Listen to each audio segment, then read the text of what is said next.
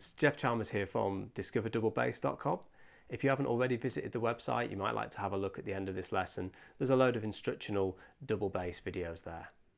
So today we're going to be having a look at how to use the neck heel to its full potential to make your tuning really consistent throughout this region of the double bass.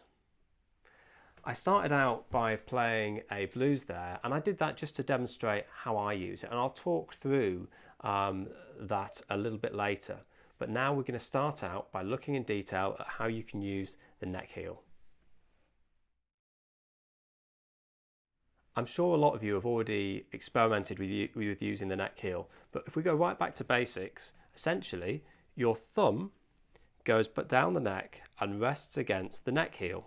And when you do so, it will align your first finger roughly in line with your thumb. Now, a small caveat, there are basses out there, many basses, that have an E flat neck stop. This lesson will still apply, but you'll only have two positions that you can use as opposed to the three that we're about to discuss now. But I'm sure you can work out how to make those adjustments for your bass. But everything that we do today is going to be referring back to a D neck stop. So we have our first finger roughly in line with our thumb. And let's see if this D is in tune. Yeah, it's not bad. So we have the note there, and I feel very comfortable and confident playing it because I know that I've got this great big block of wood, my hand goes down, it doesn't really get much easier. Okay, it's fine. The thing to take it further is you can then add in the other notes under the same hand position. So by maintaining your hand shape, you can play an E. And the way that I've managed to get this note E is to reference it back to the first finger being in this first position of the neck heel. And we've got an E flat under our second finger and then the D. So we have essentially D to E. So if I was playing a bass line that required me to play lots of E's and D's,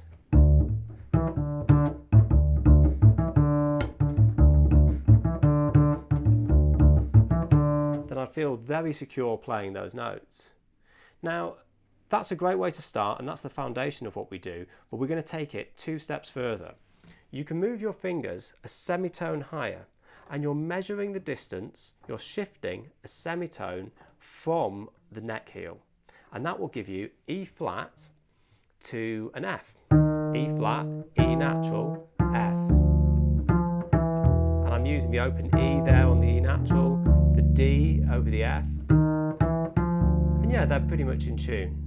So that's the second position of the neck heel. Let me show you how I might use that. Say I'm playing an F blues, and I think, okay, I want to move up to the higher register. Back down again, and then up again.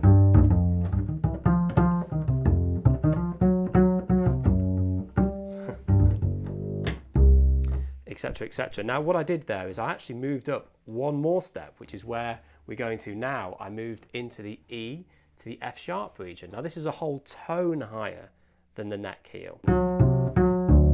And I did that by thinking about being in the third position of the neck heel.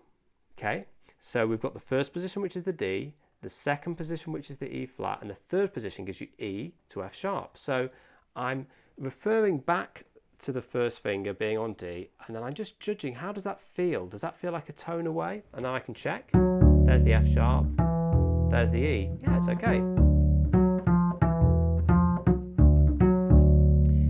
So we have position 1, position 2, and position 3. The whole time my thumb is staying in position at the back of the neck, and it's just helping me gauge the distances, measure the distances if you like. We've reached the F sharp there, which is just below the harmonic with the open G. Now remember, we always play the harmonic with our third finger when we're in this lower position. There are very, very few instances where you would ever want to play with your little finger. If we're using normal technique, we'd play that harmonic with our third finger. But if we do so, we can also play, if we stop the note, we've actually got another two notes underneath that position, and that is the F natural, F sharp and G. So it would actually be the fourth position of the neck heel, but I don't relate it to the neck heel. I relate it to the harmonic because that's the big landmark note that I'm going to feel comfortable on. I think it'd be useful for me to show you how I apply these ideas in a practical setting, and that's why I started out the lesson with this blues. So let's have another look at that blues now, and I'll talk you through my thought process. I start off in the first position of the neck heel where I'm playing the D, and then I go onto the open G to signify moving to the 4 chord in the second bar. Then I'm back into the D, and then now I'm going to want to play the G7. Well, I can start off in position 1, and then now I'm in position 2 because I've moved the semitone higher to hit the F to the B natural, and then we'll go back into position 1. And now this position here is the harmonic, which is taking us into thumb position. It could be the 4th position of the neck heel, but I'm relating it back to the harmonic here. And I'm playing a G natural, a C sharp and an A, and then we're back to the first position. And I'm going to do this descending line, D, C, which is 2nd position, a bit out of tune there, back into 1st position, and there we are, we finished the piece. So essentially I'm always relating back whatever I'm doing into what position I am on in the neck heel. And it's a bit laborious at first, but after a while it becomes second nature, and all you're thinking about is the distance from the thumb.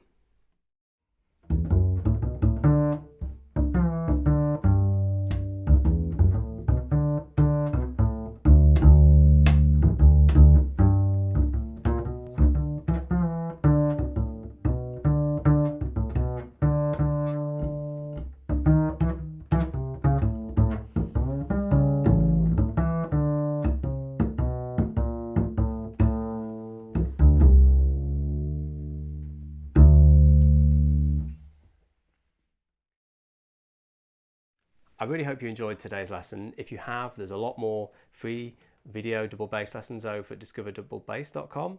If you're watching on YouTube, you can rate, comment or subscribe. So keep practicing, and I'll see you in the next lesson.